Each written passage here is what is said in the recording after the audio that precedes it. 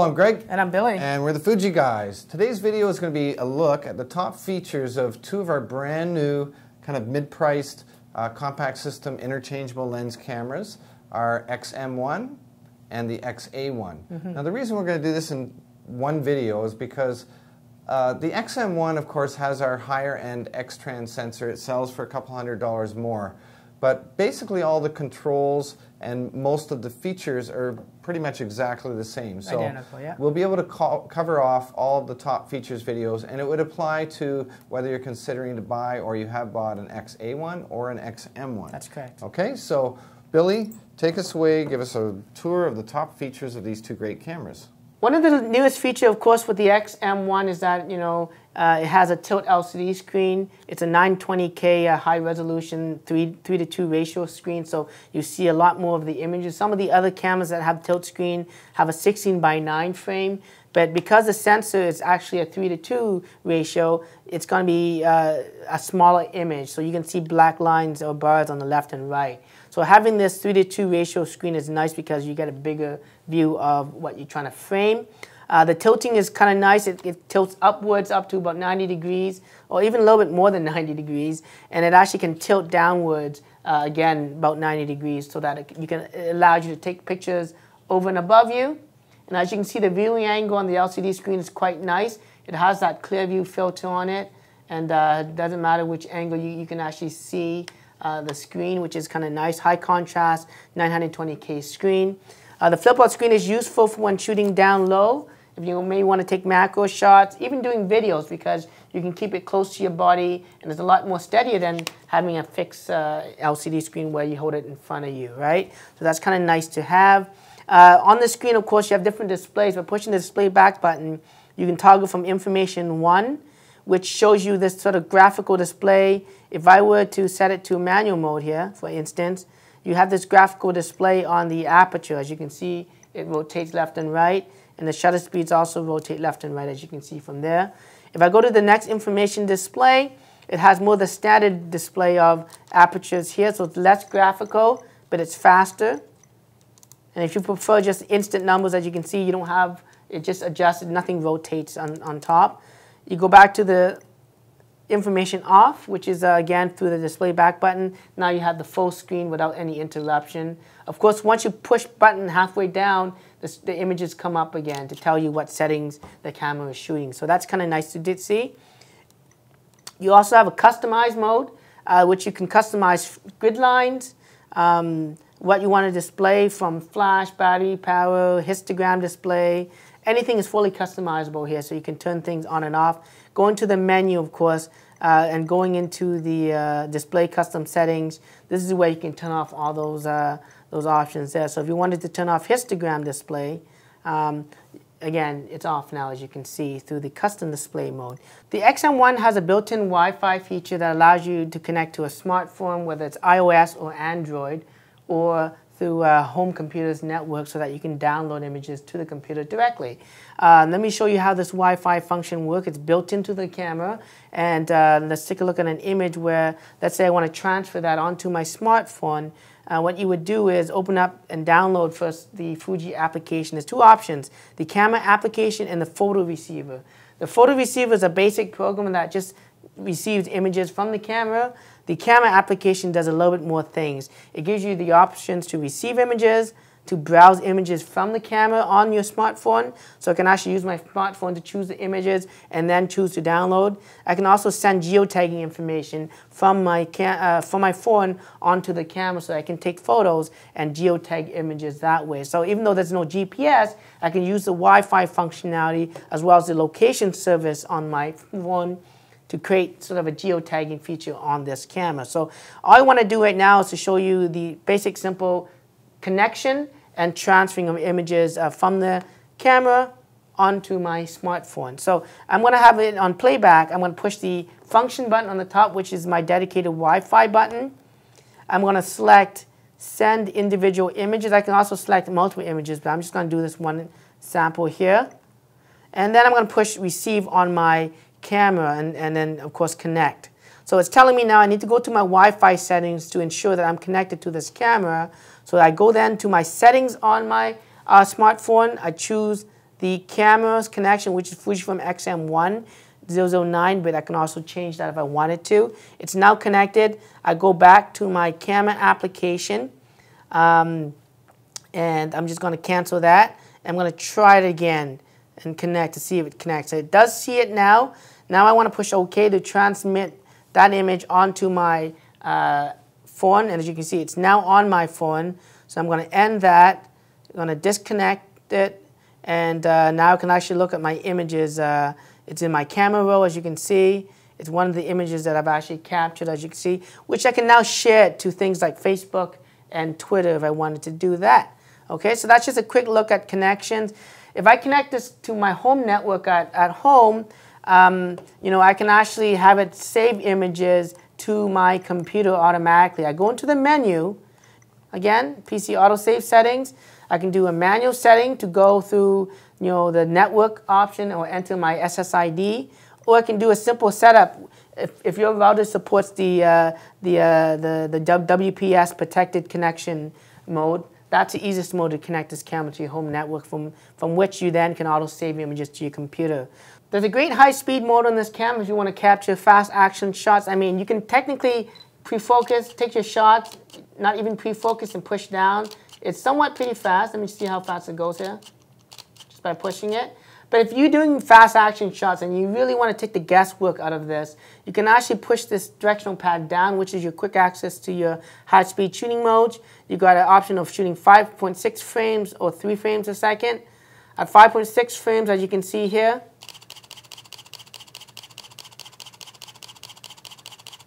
it fires a bunch of shots, and then when it hits the buffer, it should slow down a little bit. But it does have a pretty fast buffer, so it's kind of nice that, you know, if you're doing these things, especially shooting with RAW, you want to have a very fast cut. And that's just a 5 frames a second shooting. You can stop, go fire a bunch of more shots. Stop, fire a bunch of more shots. As you can see, that's kind of nice. And of course, it's right into your cut, and depending on your cut speed, it may take longer or not. You push the playback button. Now, the high-speed modes, as you can see here, as you can see, they all show up on the screen. Some of the other cameras we had, the high-speed shooting modes were all grouped together. They made it a little more simple now. They just went back to the old style of showing all your images on there. So you'd have to navigate. If you took a bunch of shots, you would navigate through all those shots just to get to the original shot that you took earlier in the picture, as you can see here. Okay, and that's kind of cool to see. And then, of course, if you choose the 3 frames a second, not as fast, but you have a longer buffer if you wanted to go that route. So again, that's just a quick look at the high-speed mode on this camera. The newest feature on the X-A1, of course, is this brand new super intelligent flash system. This super intelligent flash system was incorporated in cameras that uses of an electronic leaf shutter. Because this is a focal plane shutter, it's a lot more difficult. So the X-A1 X Pro 1 doesn't have this system. If you ever use an X100 or 100S or any of the cameras that use super intelligent flash, one of the biggest feature or benefit of this flash system is that it doesn't wash out your subjects. And it's not just for taking close-up shots. So let's imagine I take a close-up shot here of this scene. And I'm just going to, for example here, set the flash. I'm just going to put it in the P mode, and I'm going to set the flash so that it's forced. And of course, it's forced here. Okay. The flash goes off, and I look back at the image. You know, it's nice and even. If I zoom in on, you can see the image is not washed out whatsoever. And some of the other flash systems, when you do close-up shots, the flash just overexposes the scene and becomes washed out. And that's the benefits of super intelligent flash. But of course, you can always shoot it in any situation. So the subject's further away, the flash is going to adjust appropriately and make the flash even more powerful so that it can reach the subject. And again, giving you proper and even exposure. And what it does a pre-flash to determine what the lighting situation is, of course, based on your settings on your camera. It also then does a secondary flash and then a trailing flash, which then, that's the secret in this super intelligent flash system that allows it to give you that optimal flash output for any situation. So whether you're doing macro shots whether you're doing portraits, subjects that are very close to you. This flash is going to come quite handy, and it's not going to wash out your subjects because of this super intelligent flash system. The X-A1 incorporates face detection now on this camera, and it uses it in the SR Plus Auto mode, which is a scene recognition plus. In that mode, it actually detects focusing automatically, so the focus constantly adjusts, and it determines if it needs to set it to, say, a macro functionality, which would then it will switch it to, if it needs to find that, as you can see right there. It also will find if it's a portrait. So again, if it finds faces using face detection, it's going to automatically determine that it's a portrait shot, and you need to, and it's going to adjust the camera accordingly. As you can see right there, you take the snapshot. It also determines if there's lighting in the background, if the subject's actually moving. It's going to think it's motion with portrait, and there's even backlighting. So it's a very smart, intelligent scene mode that basically does everything for you, and basically you can just point and shoot. A perfect setting for when you want to give this camera to somebody and to have them take a photo of you. Maybe they don't understand how to focus properly. And, you know, I always hate images being out of focus because it's focused in the background. Having this SR Auto mode makes it a very simple to use feature. And again, it detects portrait, landscape, even night scenes, as well as, you know, different situations in the beach if you're shooting in front of scenes like that. So that's just the SR Plus Auto, and it's done through the dial of this camera. Let's take a look at the different scene modes on this camera. Of course, the camera uses face detection now, so it opens up an avenue for things like the Scene Recognition Auto Plus, which determines portrait, landscape, and whatnot. But there's also other scene modes built in actually on the dial. You got a portrait setting, which gives you better skin tone, color reproduction. You got landscape mode, which changes the depth of field so that everything becomes focused. You might have more vivid colors. You got a sports mode that prefers faster shutter speeds as it can, so that you can freeze moving subjects. And then if you put it to the SP dial, which is the scene position dial, you can then push the menu OK button, go into scene position, and select from the different other scene modes that are available. There's a portrait enhancer that gives you smoother skin, so it does edit the image a little bit. You got a night mode, a night tripod mode, fireworks. You got, again, a lot of these preset modes that will pre-configure the camera's exposure to give you the optimal settings. Saying that, of course, you can always shoot with the SR Plus, and it's going to give you most of the time the best shooting settings for that particular scene. Although the X-A1 is designed to be a simple point-and-shoot camera, it does have full control both over aperture and shutter speeds. Now, with this kit camera, with the lens itself, the 16-50 lens, or any lens that doesn't have an aperture ring, let me show you how you can control both the aperture shutter speeds on this camera. Of course, if your lens has an aperture ring, then you could use it right off of the lens itself. So let me just give you this demonstration. In the P mode, that's basically program automatic. It's just a point and shoot. There's no control over shutter speeds or apertures. But you can go into the Q menu, and it opens up some options that was not highlighted when you have it in the auto mode or the SR Plus auto mode, okay? In the S mode, which is shutter priority, you basically use the command dial here to adjust the shutter speeds, and the camera will adjust the appropriate aperture to get you the proper exposure of that scene, as you can see there. So if you prefer to freeze subjects in motion, you can use the faster shutter speeds, and the camera will use the appropriate aperture to get you, again, the right exposure. Now, if you set it to the aperture priority mode, which is the A, this allows you to control the depth of field on the camera, or the aperture on the camera. And as you rotate it, you can move in 1/3 stops all the way up from up to f22, which is the maximum on this lens. And the fastest aperture on this camera is a 3.5. But because it's variable, if I set it to a 3.5 aperture,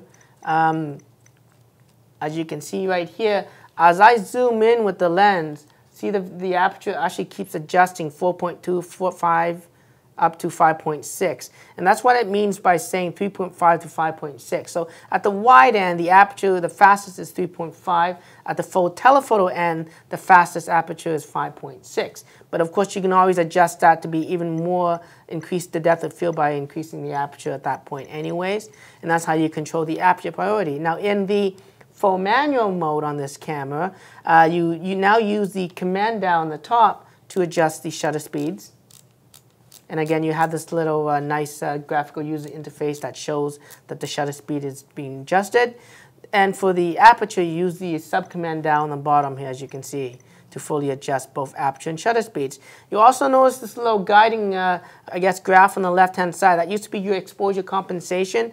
It also shows you if your image is now underexposed or overexposed. So as I adjust the shutter speeds, you'll see as it goes faster and faster, you'll notice that the image becomes underexposed. So if I take a snapshot, I'm going to get pretty much a very underexposed image.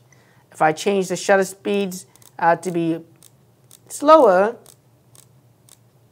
as you can see here, now I'm overexposed. If I take that snapshot, my image should be technically washed out. As you can see, it is washed out there. So you can actually use that guide to set your shutter speeds and aperture so that, you know, when it hits the 0, you know you have an even exposure. And if I take that shot, as you can see, it comes out exactly how I see it. So that's how you're going to use the PSAM mode or the manual modes on this camera.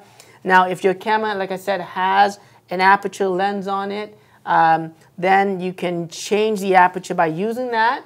If you don't want to use it and you want to use the menu, you set the aperture on the lens itself to A, again on the lenses that have the aperture ring, and then you can actually use this to control aperture as well. So that's one way of using it via the menu.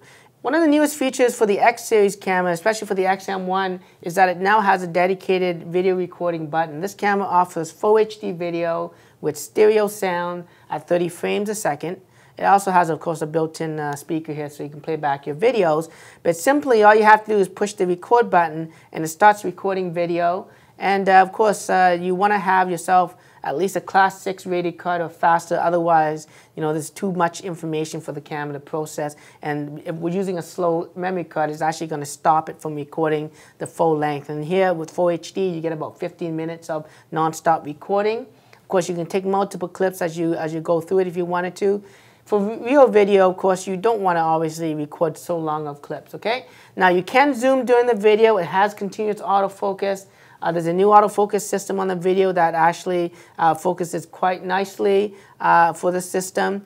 But if you're like me and you want to have full control, again, I'm going to stop the video by pushing the record button. You can go into the menu and configure that yourself. So let's take a look at that quickly. If you scroll down by pushing the menu OK button and then using the directional pad going down to the video setup, as you can see here, you can choose from the video mode. So you can shoot Full HD or 1080p. I'm going to leave it at Full HD. You can also change the focusing mode. So you have 3 different options. Center focus. What that does is that when you push the shutter button, or actually when you push the record button or the shutter button, it locks the focus in for the very first time. And as it records, if you zoom in, zoom out, the focusing doesn't adjust. The continuous autofocus is what I had it at, and it constantly adjusts for the scene.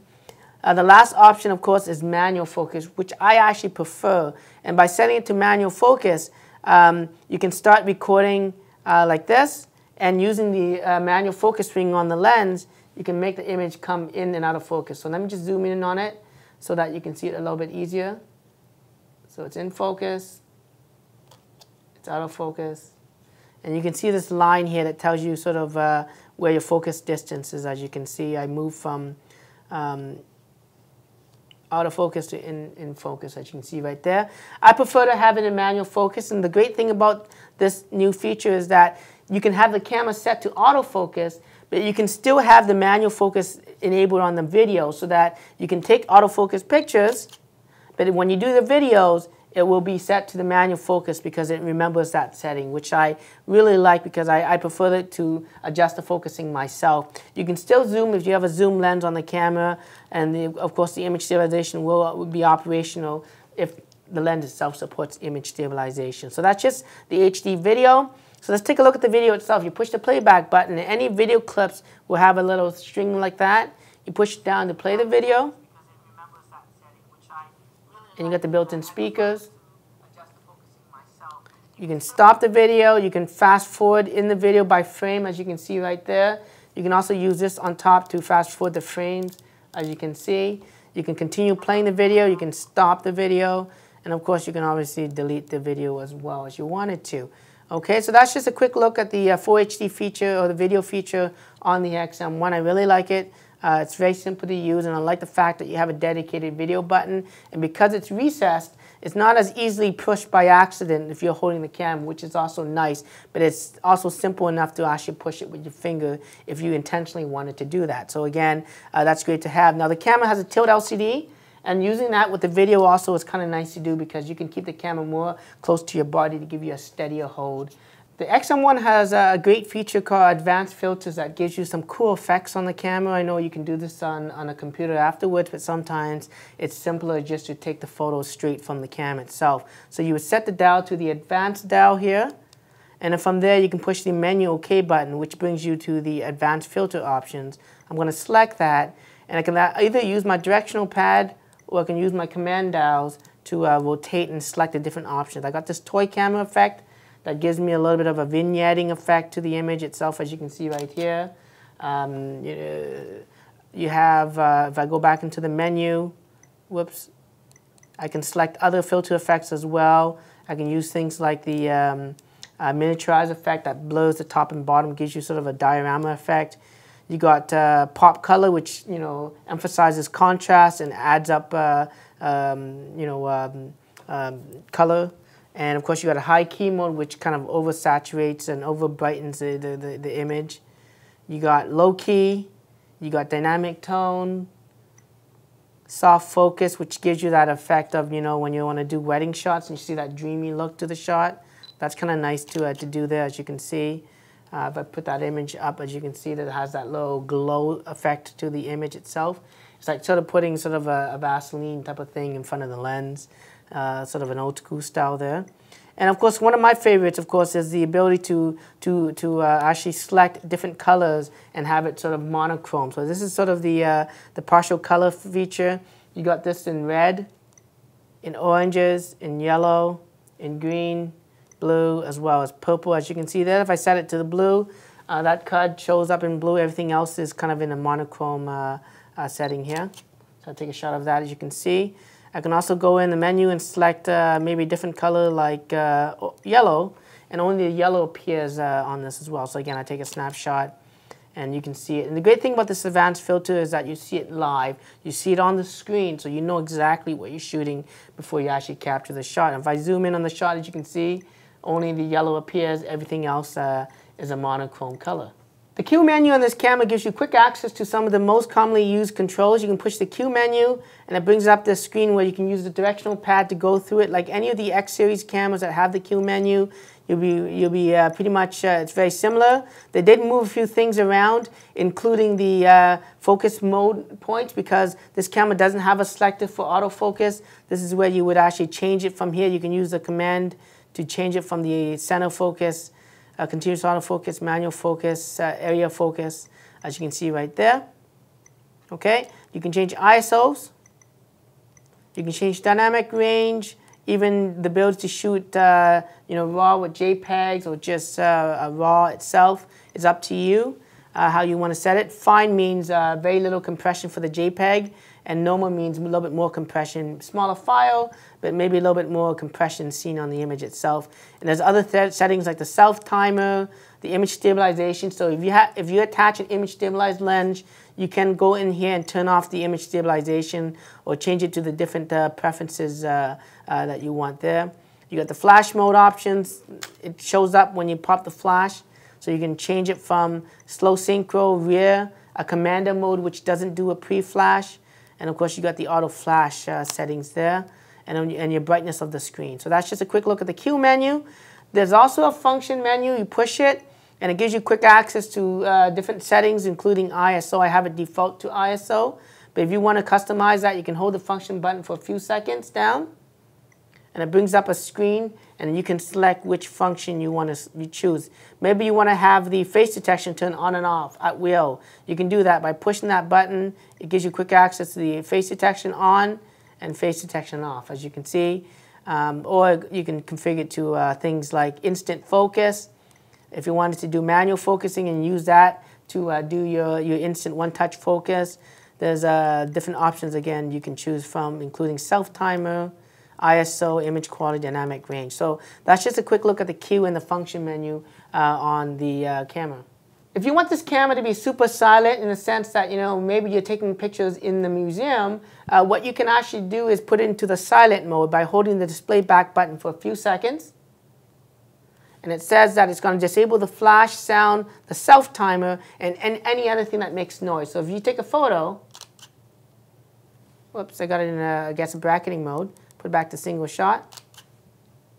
All you're going to hear from the camera is the actual focal plane shutter going off. That's a mechanical sound. If I do the flash is actually not going to fire because it's in that silent mode. Holding back the display back button for a few seconds will put you out of the silent mode, which then now the flash should actually work if the camera, of course, needs the flash. Okay. There's also another mode if you want to lock these controls. So let's say you want to take photos and you accidentally push all these buttons here and you don't want that to happen, like macro. What you can do is hold the menu OK button for a few seconds, and it brings up a little lock. And now these buttons don't work, so you don't accidentally push these buttons. But if I push the menu OK, I can still use it to navigate to the different settings. If I push the ISO, the buttons up top, as you can see, I can actually use it to control different settings, like I said, as you can see there. So it locks the controls, okay? And unlocking it, you hold the menu OK button for a few seconds, and it's back out. The last thing is the Q button. If you hold the Q button for a few seconds, it brings up the brightness of the LCD screen. So in bright sunny days where it's hard to see, that's a quick little tip that brightens up the screen instantly. Again, holding down the Q button will disable that brightness feature on the LCD. A nice creative feature on the XM1 is the multi-exposure mode that actually allows you to take two shots and superimpose them as a single shot. Makes it easier. You don't have to edit it on the computer, and gives you some really cool effects. So let me show you that. You have to put it to the advanced dial. From the advanced dial, you then push the menu OK button and then select the multiple exposure. You push OK. For this sample, I'm just going to use the manual focusing because it works quite well, but you can also use autofocus. I'm going to zoom in on this shot. I'm going to kind of blur this out because I want this to be kind of my background shot. And I'm going to take the photo. And it's going to say, OK, should I take the next shot, which I'm happy with. If I don't like it, I can push retry. So I'm going to push OK. And now you can see there's an overlay of that original shot. Now here's my new scene that I'm going to shoot. I'm going to have the subject in this. Maybe put him in the real thirds here on this side. I want to adjust my focus manually so that he appears in focus. Maybe come a little closer here. And I'm going to take my second shot now. And now it's going to merge that shot to give you together by pushing OK. And if I look at it, I have these two superimposed images. I'm turning off the display. You can see it's quite nice. It gives you that cool effect. I like it when you shoot lights because when you're shooting bright lights, you can actually create those big out of focus lights and then shoot on the subject, and it gives you a really nice creative control. Again, that's just a quick look at the multi-exposure feature on this camera. Now, this camera, again, can be very simple. There's also some really nice features on this camera as well, including an auto bracketing function. It's access to the same button that you would to get into the high speed mode, so you push down.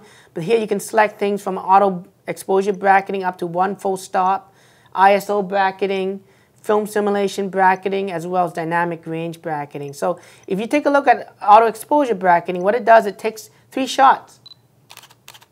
One, properly exposed, one overexposed, and one underexposed. And depending on the settings I select, if it's 1 stop, it's going to be 1 stop overexposed, 1 stop underexposed, and one that's even exposure. So let's take a look at it. This is 1 under, this is 1 over, and this is a proper exposure. And this is a neat mode. Maybe you want to merge the images together through HDR photography. Or generally, it's used to kind of identify the scene to see, what the best, exposure for it to be is, so that you can just quickly take a snot and then determine if it should be an overexposed shot or underexposed, and you can compensate for that later on. There's also things like ISO bracketing as well as the film simulation bracketing. And the film simulation bracketing, if you go into the menu OK button, you can configure it to shoot different simulation modes. So let me find that, film simulation bracketing. I can set it up to shoot things like Velvia, maybe take the second shot in monochrome, which is black and white, and maybe the third shot should be sepia or sepia. And I take the snapshot now. Takes one shot, creates 3 images from that one shot, from a black and white or sepia to a black and white to sort of a higher contrast Velvia setting. And that's nice to have, especially if you have kids and you don't want to do editing. You can take a quick shot, get one shot at least in black and white, one shot with the old-fashioned, you know, sepia look. And of course, you got a more saturated Velvia. It's fully customizable, and it's a great feature to have. And of course, you got dynamic range as well as ISO bracketing if you want to play with that. The focus mode on this camera is interesting. Now, the default, of course, is that it uses an autofocus.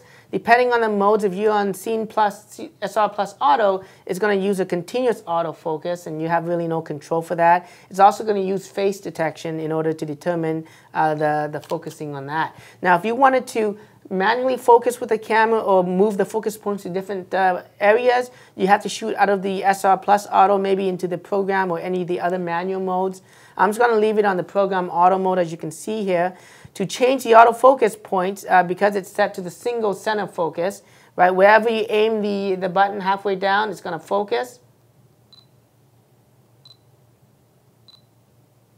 As you can see, you push upwards, you can move using the directional pad, 49 different focus points, and it's helpful when you want to have the subject on one side and still have proper exposure on the whole scene.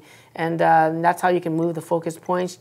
You can use the command dial here to shrink it, to make it very small, or enlarge it to make it very big. And this is going to tell the camera how to kind of focus on. And the wider you have the focusing, the more it's going to look at scenes where it's high contrast. Sometimes, though, if you want pinpoint focus accuracy, you want to have it at the smallest. But then by doing that, it sometimes will make it harder for the camera to focus because it's more narrowed down to where you want the focus points to be. So you want to figure out where you want the focus size to be at. And again, you can enlarge it or size it, and you wanted to put it back to the default size, push inwards on the button itself, and it shrinks it back. Now, the autofocus points can be moved around as well, like I said, to 49 different points. And if you want it back to the center again, I believe you push the display back button and it brings it back to the center. If you want to move it to a focus point like that, you can tap the shutter button and get out of that right away. Take your snapshot, you know it's focused there, put it back, and then put it back to the center by pushing the display back button, and it resets that in the middle. So that's just the focusing. In order to change it to manual focus, you push the Q button, and then you can have access through the Q menu to change it from the area focus to a continuous autofocus, to autofocus with tracking, so it allows you to track a subject. So again, you push left, it locks the tracking, and as you can see, that green square is actually following the subject, or the subject itself is moving, and the green square is moving along with that as well, as you can see there. And that's going to speed up the focusing, okay? Let's turn off the tracking. Go back to the Q menu and select manual focus. And the manual focus feature is nice in the sense that you can use this to adjust focus. If you have legacy lenses and you're using an adapter like an M-mount adapter, or even some of the third-party adapters for things like Nikon or Canon mounts, this camera does incorporate that focus peaking feature. You push inwards to zoom in, and you can push, as you can see there, as the face glows in a bright highlighted. That's sort of the focusing method there. You can see it's in focus right about there. You can take a snapshot, and you know that picture is going to be in focus. So the focusing does help you with focus peaking. Alternatively, if you can go to the menu on the camera and go down to focus modes, you can change the focus modes from there.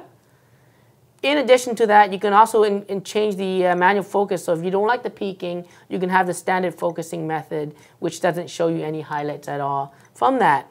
Last focusing mode I want to show you is the multi-focusing area. This is for someone who wants just the camera to decide where the focusing point is going to meet. It's going to find the highest contrast, and it's going to try to find it most of the time. As you can see, it's picking that subject most of the time.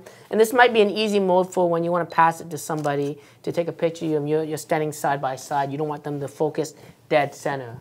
Yeah, that's great. Thank you very much, Billy. And I'm going to love shooting the videos. I like that idea of shooting videos, of children and things like that, being able to hold it down at waist level. A great Yeah. new autofocus system, especially for shooting video. So I think, yeah, for me traveling on a trip right now, this could be the next camera I'll take. You know, even though I sometimes do enjoy some of those, you know, extreme features that you can get on my DSLR or something, I think that, wow, this thing is so small and light, and the quality and some of those great features and the video quality now, it's going to be the perfect kind of all-in-one travel camera when I don't want to compromise quality, but I do want to carry something a lot smaller. So thanks very much. Check out this and other videos by subscribing to our YouTube channel, Fuji Guys. Follow Billy on Twitter. Till the next movie, I'm Greg. And I'm Billy. And we're the Fuji Guys.